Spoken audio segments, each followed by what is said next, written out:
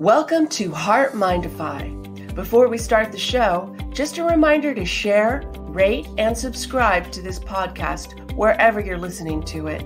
And please give us a 5-star rating. It helps us beat the big tech algorithms. I'm John Izzy. Change can be difficult for a lot of us, but when we understand what makes us tick, we develop a better understanding of who we are and begin a journey of discovering our best self.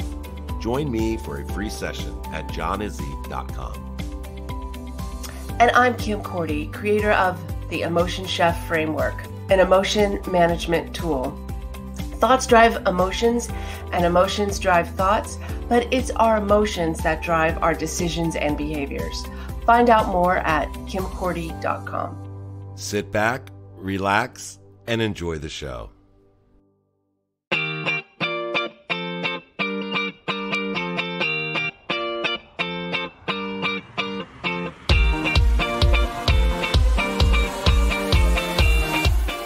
Knowing each other personally and socially for the past 10 years, Kim and John have joined forces, bringing years of experience and training, providing a platform for growth and personal development, along with a little humor.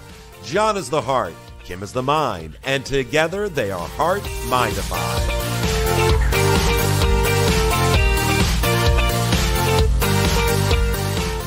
This is John Izzy, co-host of HeartMind-ify.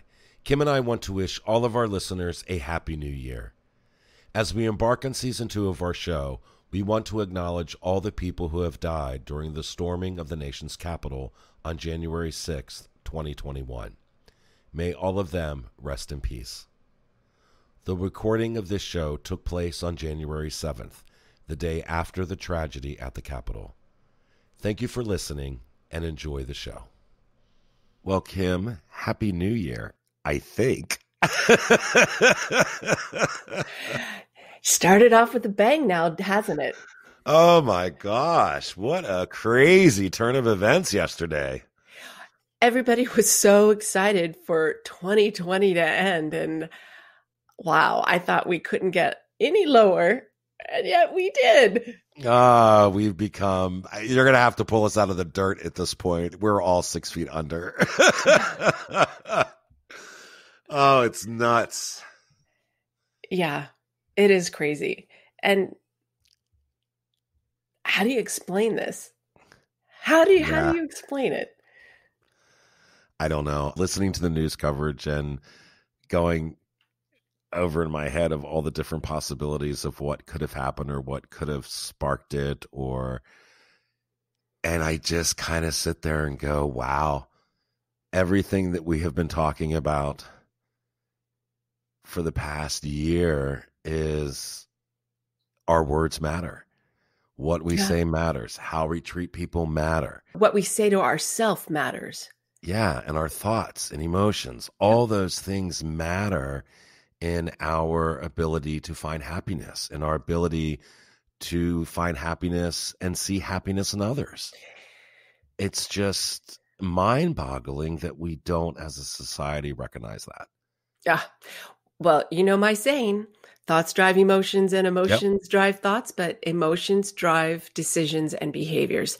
And if that wasn't crystal clear and fully evident, the thoughts that were propagated and just fed to these people, and they just ate it up, every last morsel, took it down to the Capitol and acted. Yeah.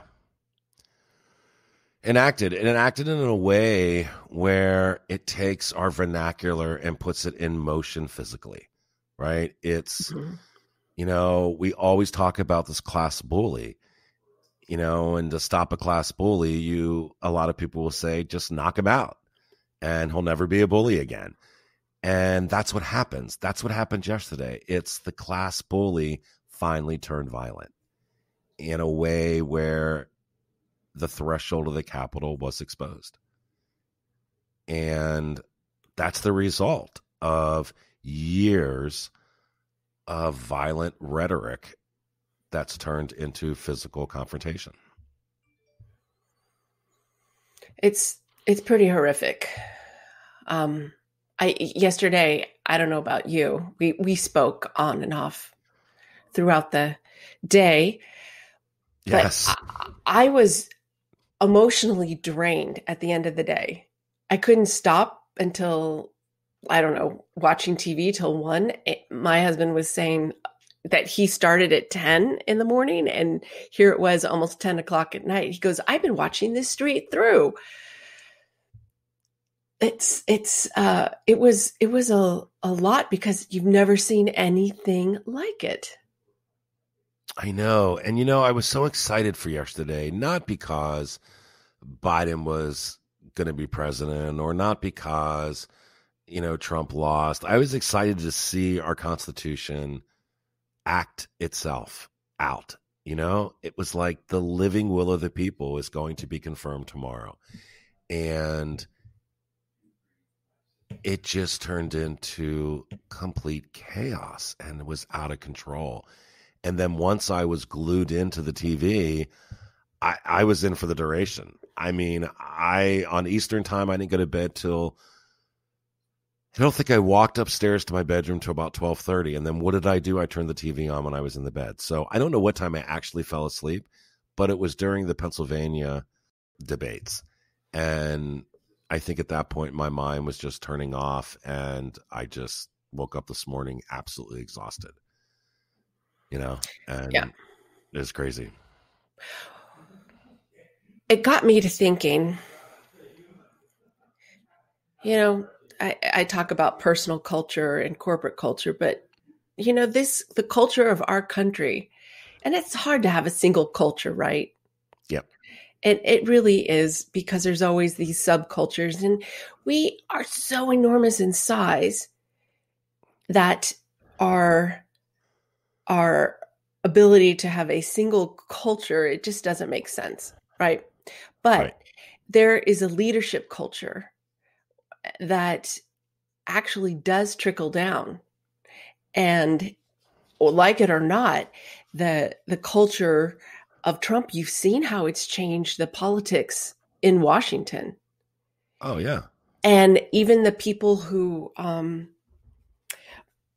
people turned in how they treated each other even more so. It created a higher fracture.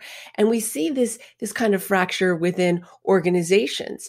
And someone asked me yesterday, his name is Ajit Dadani. He's an empathy strategist, and he goes into companies and he tries to develop empathy at the top levels because it filters down. It doesn't do Right. any good to do it just at the bottom or just at the top. It's a full organization, but if you don't have it from the top, it's never going to filter down, because you're leading that culture. And he said to me, he didn't say, he asked me, what would you say to an organization if it had that same type of fracturing within it that we see in the country? And communication, taking a lead in how you communicate and how you listen and how you accept other people's opinions and embrace them and truly respect them. It makes all the difference in the flippin' world. There's no respect anymore. No. None. No. And I think what we're finding is that there's a cry from the American people that want change. There's a cry from the American people that recognize the division that is so deep in politics. And they're crying, and no one's listening to them that should be listening, right? It's like we're just going to continue to divide and continue to divide. And it culminated in yesterday's attack on the Capitol. I mean, that was the culmination of 4 years and prior years too. Don't get me wrong. Yeah. I'm not Say. blaming I'm not going down that road, but it became, in the last 4 years, it became okay. Yes. Right? It became okay to verbally assault people. It became okay. And that caused a huge division and culminated in yesterday's attack. that alone is something that we as a culture, we as a society need to look at within ourselves. Is that the type of human being I want to be? I can't shake the fact that the lady that was murdered, right, shot at the Capitol yesterday, decided that her choice to listen to Donald Trump was more important than her daughter and her husband. That act that she was going to do was more important than the people that she loves. And I'm not saying that she's a bad person by any means. I'm just saying that the choice that she made went beyond what she probably thought was going to happen when she got there. And then you get caught up in all the fanfare of the events that are taking place, and you forget, the people that care about you. You forget the people that depend on you, and your whatever is more important, becomes more important than anything else in that moment. And that's what happened yesterday with her. And that's horrible. That's just horrible, right? I don't know. Well, to me, this highlights the importance of the work that I'm doing, that you do, and that is to help people stop and think, to be present before they make those decisions. So it's really easy for us to say, oh, I'm not in a situation where I'm emotionally charged and my emotions are driving my decisions, as when you're in the situation. And you have to have that training, honestly, that the ability to regulate your emotions, to stop and question what you're doing. Does this make sense? Is this the right thing to do? To not let your heart, we've talked how many times about what does my gut say? What does my brain say? What does my heart say? And this is a complete moment of passion. And it's without emotion regulation, without emotional intelligence. These situations happen. It's because there's no thought and there's no training to say, hey, I need to be present here for a second. This is not smart. This is not right. The comment has come up, like they beat up a police officer. They attacked police officers. There was all kinds of things thrown at them. These are the same people who say Blue Lives Matter. Yeah. So this is what happens when passions get too out of control, when you let your emotions rule, because then even your values, because I am sure that each one of those individuals, well, I'm not going to say I'm sure, but I'm not going to say that they don't value blue lives, but they didn't at that point in time. So where were their values at that point? They were lost. That's exactly right. They were lost in their emotion of the event and everything that was going on around that. I'm going to take a different look at it because somebody asked me on that wonderful site of Facebook about this whole situation. And I was reading through the comments of what people were saying in reaction to what took place yesterday at the Capitol. And my response was, words matter. And what we just talked about, that now the words have turned violent. And he responded back with, you're just a sheep. You're just someone who doesn't want to admit that your feelings get hurt from what people say. And I responded back with, you've completely missed the point.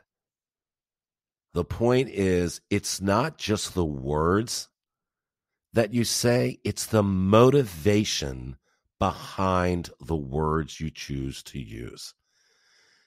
What is the motivation behind those words? That motivation is out of anger. That motivation is out of a violent understanding of what you can do and get away with. It's the motivation behind the words that we need to look at. You're right. The words themselves don't carry weight. What carries weight is the motivation behind the words. That's what carries the weight. You know what I mean? Yeah. So my whole point, it's the motivation behind the words. That's why last night, when after they regained control of the Capitol, and and a lot of the senators and a lot of the House of Representatives stood up and condemned, what had just happened, and everybody was making a big deal about Lindsey Graham, and I thought, I don't know what your motivation is behind what you just said, because 4 hours ago you were thinking totally differently. Your motivation was not out of love of country. Your motivation was self-serving and self-serving the president. And now all of a sudden, you're coming out with condemning everything that's going on and going against what you've been saying since the election. So the question is not, it's not just the words. It's the motivation behind those words. That needs to be looked at. I can't, I agree, obviously. I agree. And when you talk about motivation, I've been starting to promote more the idea of life intelligence, because emotional intelligence takes you so far, but life intelligence really pushes the envelope and really expands you, because you can be good at labeling your emotions, right? But if you're not tackling the fears, the things that you feel are encroaching on your ego, because really what drives a lot of the hatred, trying to protect your ego, or the fear of losing something, or of looking bad, of trying to protect this image that you think in your head needs to exist, that isn't necessarily true.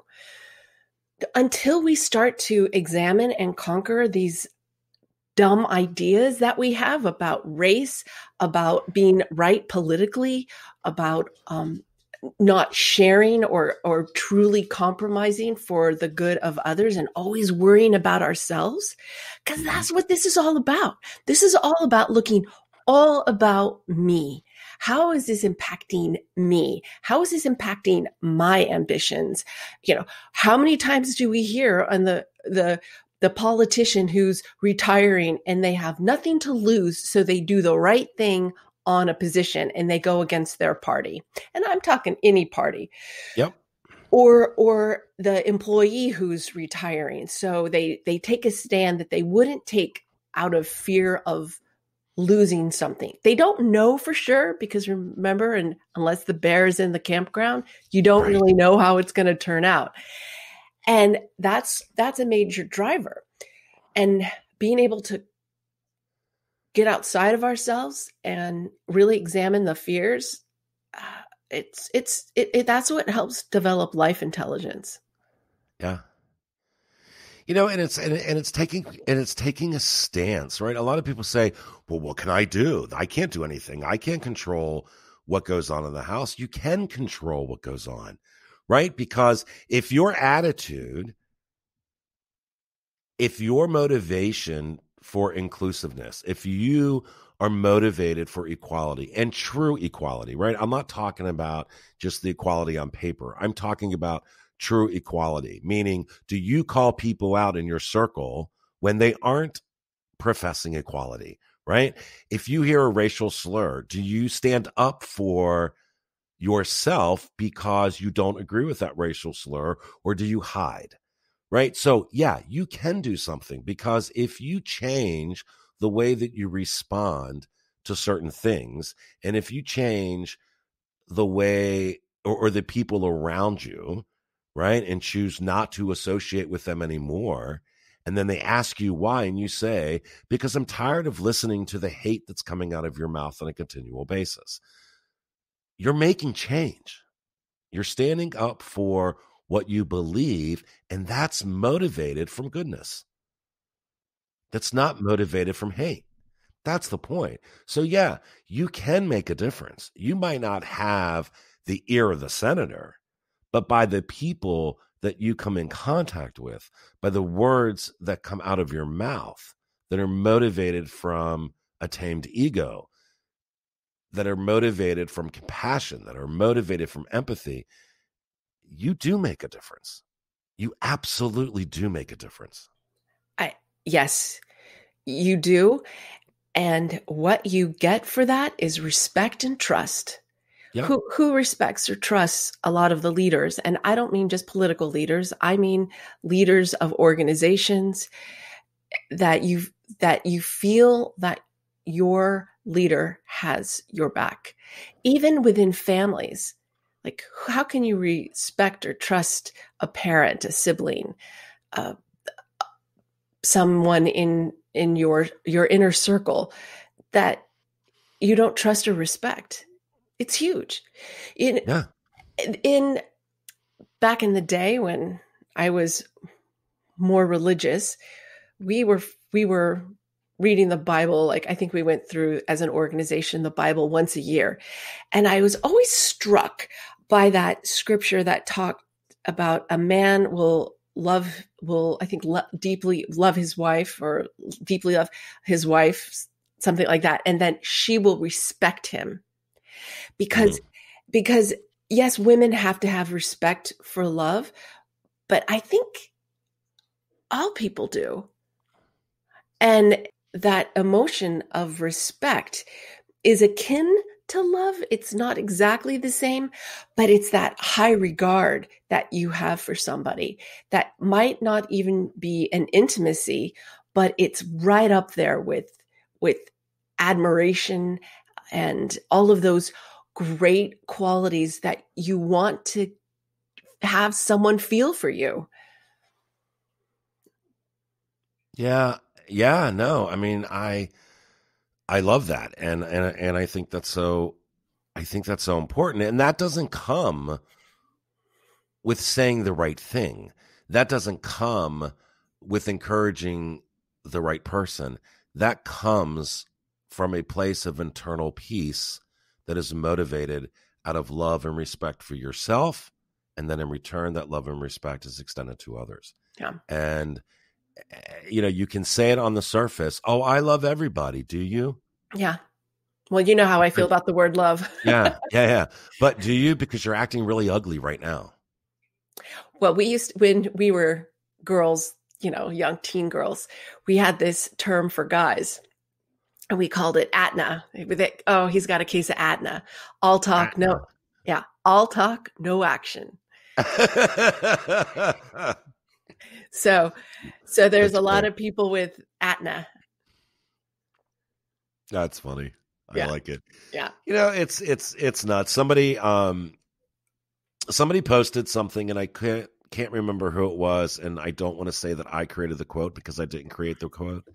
But the quote was, dehumanizing rhetoric that paves the way for taking violent action. I think we just spoke to that in so many ways, right? It's the continual rhetoric of people that dehumanizes their fellow man and woman that eventually will result in violent action, physical violent action.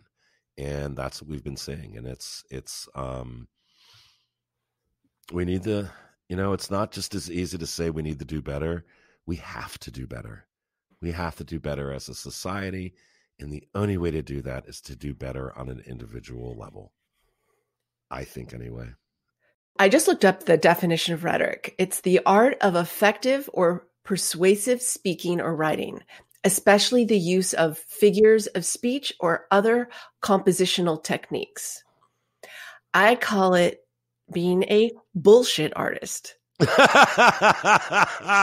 Yes, that is right. Yeah. And that's what rhetoric usually is. Bullshit. So why not call it what it is? And it's all designed to use words to persuade people to a way of thinking that isn't necessarily true. if people could just think more and not just listen to what they want to hear, it would just be such an amazing world. Yeah. And one of the things that I find myself doing lately is taking the group concept out of the communication. In other words, not talking about a group of people, but pointing out the person that's actually being a bullshit artist, right? So instead of saying, these damn Republicans or these damn Democrats, I'm now saying Derek Evans of West Virginia. It's putting a name to the behavior that you find disgusting, as opposed to categorizing the disgusting behavior as an entire group. If we begin to approach it that way, what we're doing is we're going to the crux of the problem, and we're not collectively pulling in people that might not respond that way or might not act in the behavior that you're suggesting they are, just because they're the same group within the same group, right? Because there are good people that are Republicans. My gosh, I have a ton of friends that are Republicans, and they're good-hearted people that will call out Trump and behavior within their own party as wrong. Those are the type of people that I respect. Those are the type of people that get my attention, because they're not saying all Democrats or all Republicans or all blacks or all whites. It's you are doing this. You are doing this, right? It's you're doing this.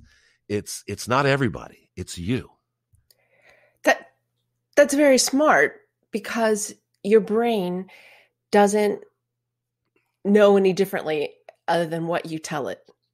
Right. So if you say, oh, all these Republicans or all these Democrats or all these Jews or Muslims or whatever it is, your brain goes, oh, it's all of them. So no matter who you meet, who's a Jew or a Muslim or a Republican or a Democrat, it just goes, oh, you're whatever that label you assigned it.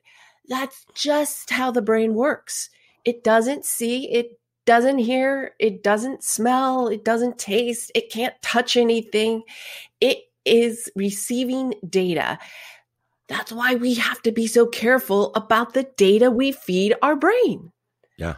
I never understood why people said, oh, playing these video games of, violence, that doesn't impact kids, or listening to this music that denigrates women and glorifies violence. Oh, that doesn't hurt anything. I call that rhetorical bullshit. Well, yeah, exactly. It's what we've deemed as a society as being okay. I can't stress the importance enough on the problem is individual behavior. It's not a collective body of people. So, if you want to make a change in a group, make a change within yourself. So let me pose this to you then, John. I just want to pose this to you. So let's just say, because it's so in the news, we're just going to go with this right now. Okay. The Republican Party there is a lot of talk about how they're going to have a hard time bouncing back from this. And there's a fracture there, like all the problems that have developed and the perception of Republicans, the party, the GOP. How would you suggest that if you've been a lifelong Republican, how do you suggest that they kind of differentiate between what the party is doing versus what the individuals that they vote for or they appreciate within the party? See, this is where it starts to get tricky, right? Right. So what I suggest is let me put it this way. I want elected officials who are going to stand up for what they believe, right? Whether I agree with it or not, that's what I want. I don't want political officials to be elected to positions where their personal beliefs and what got them there in the first place doesn't matter anymore, because now they're part of a bigger organization. Look at what's happened recently with McConnell. You know, we are not going to do this. Well, by doing that, you are taking away an individual's right to tell you what he or she believes. And you're preventing her or him from telling you their truth. And so what I think, in order for the Republican Party to, and for the Democratic Party too, to regain respect, they're going to need to be committed to themselves and say, yes, I agree with Republican politics, but this behavior is wrong and this needs to stop. Instead of not being allowed to say the second part of that sentence. Yeah, you have to act as a collective. Exactly. And I think that's the only way you're going to gain respect again. You know, I was talking to my neighbor this morning and I said to her, I truly believe, and I know a lot of people are going to disagree with me, and that's fine. But I said, I truly believe that Biden was elected for president because we need somebody in the White House now that focuses on unification. Whether you agree with the Democratic policies or not, he's a man that wants to bring unity and respect back to the government. He knows he's only going to have one term. He knows he's not going to have two terms. And we need somebody right now with a head on their shoulders that respects themselves and in return respects other people. And I think he's the right person at the right time to lead this country moving forward. Now, that's my personal belief. How does he do that? By showing the American people and fellow Democrats and fellow Republicans that he respects himself enough so that his actions show respect among other people. It's the only way he's going to be able to do it. Whether you agree with his policies tomorrow, we could wake up on the 21st of January and gas prices go to $6 a gallon. In our area right now, they're $2.50. Please, but I know, but I haven't seen $2 in 20,000 years in California. I know, but you get my point, right? It's like, Democrats are coming in, gas prices are going to go up. Yeah, there's a lot of that's probably going to happen, right? And we're going to see a lot of that. But I think if you have a person in the White House, and we need it right now, a person in the White House that respects himself, respects the people around him, that in turn is going to have a major effect on the government and a major effect on the American people. And enough so where I think that's the only thing that's going to settle the division right now. I hope it doesn't shut the division up, because the one thing I've liked about these past 4 years is the fact that I'm starting to see people's true colors, where before it was hidden. Now we're starting to see it. So I kind of like that in a way, because now I know where you're coming from. So I hope it's not hidden under the pillow, but I hope it does soften things up a little bit so that we can get back to, decency. And I think this is also a good time to look inward at ourselves. It's so easy to look outward at everyone around and say, you need to make this change. You need to, blah, blah, blah, and all this stuff outwardly. But it's been a good time for me to take a look at what I think, how I feel, how well do I communicate? We can always, always, always be better. And to be honest with you, I am kind of one of those concepts of looking at the group, and it's hard to make it individual. It's just natural. That's just how our brains work. So we can't fall into a trap where, oh, that's how we're made. Oh, that's my nature. I was born stubborn. which I was. So I Right. so I can't change. I can't be any different. Once again, bullshit. We can all change, and that's part of the glorious treasure of being a human.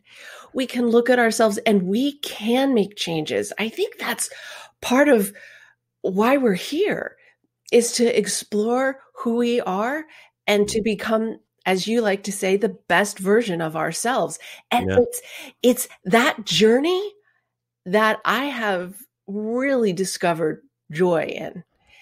And it's not always easy, but man, I can't tell you how this whole emotion chef and the process from where I was back in the early 2000s, when my life seemed to have fallen apart, and where I am today, the strength I have, the knowledge of who I am. And that is where your pillars lie. And when I say your pillars, I mean the strength and the foundation beneath you. Mm-hmm. No, I think that's awesome the way you just said that. And the one thing I would add to that would be, I was working with a client once that was talking about, we were talking about that. We were talking about being stubborn. We were talking about different behaviors that he has. And I said to him, just because you're a stubborn personality, use that for good. Be stubborn on the things that you need to be stubborn on. Yep. Because they defame yourself or they defame another person. Be stubborn there. Look at the behavior that you, as you say, were born with, and how can you use it to benefit yourself and to benefit others? Because there is a way to be stubborn and be positive. It goes back to what's motivating you to do and say the things that you do and say. Look at that. Look at the motivation. I think I told you I created that personal value statement. Yeah. And in that personal value statement, let me pull it up. People are going to be able to take that, right? They're going to be able to soon to find out what they're, good. Yeah. We'll get into that. Maybe we'll have a whole show just about values and the importance of understand what your values are. But that'll be great. At the end of this personal value statement, when you see what you value and also uncover the things that need to happen for you to feel it, right? Because we all have values, but sometimes we mess ourselves up with the actions required for feelings. Because remember, emotions are driven by and drive thoughts and behaviors. So certain thoughts or behaviors will produce emotions. So it's uncovering what's behind that. And so when I summarize this, I ask, is there a pattern in your responses that's linked to loss, regret, insecurity, or fear? That is a good idea to look at when you think about your actions or your responses to things. Are they coming in life? Like when you're so upset about something, is this related to a loss, a regret, an insecurity, or fear? And you might be surprised how much that drives a lot of what you do, say, and think and feel. Yeah, you're right. And if you listen to the way that people around you talk to each other, that their speech is coming from a place of goodness, a place of love, a place of respect. But you can also tell by the way a person talks where their speech is coming from a place of fear, is coming from a place of anger or of something that has happened to them. You can tell that as well. So, like you're right. I mean, we need to do better, but we do better by understanding what motivates us in the first place. And without understanding that motivation, then we're just giving in to our current day's emotion. We're just giving in to our current day's thought. And that will spiral out of control. And we saw that happen yesterday. And my final thought about that is our current day thought and our current day emotions are produced from past events. Amen to that. Yeah, you're right. Yeah. So, Kim, do better. I'm going to try. And I will too. It's every day I do try. I know, me too. Sometimes I get caught in my own selfishness, but I'm trying. That's all we can do, right? Well, John, if we didn't mess up, we wouldn't have anything to improve on. How boring would that be? I don't know that I ever really want to be perfect. No, God, no. Yeah. No, because the devil inside of me won't allow it. And there's my mother used to say, and my cousin always says, you were the orneriest person I ever met when you were younger. I'm still pretty ornery. Well, maybe some of us have a little bit more of the devil than others. Yeah, maybe so. All right, everybody. Thank you so much for listening to us. And Thank Kim, you, John. have a great week. All right. You have a great week, and thanks, everyone. Bye, John. All right. Bye-bye.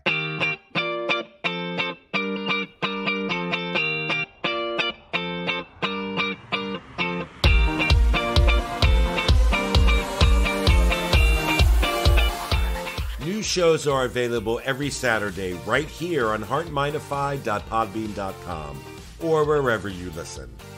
Kim and I would like to thank each and every one of you for allowing us to be a small part of your life. Be kind to yourself and remember, our hearts tell the story, but our mind is the conductor.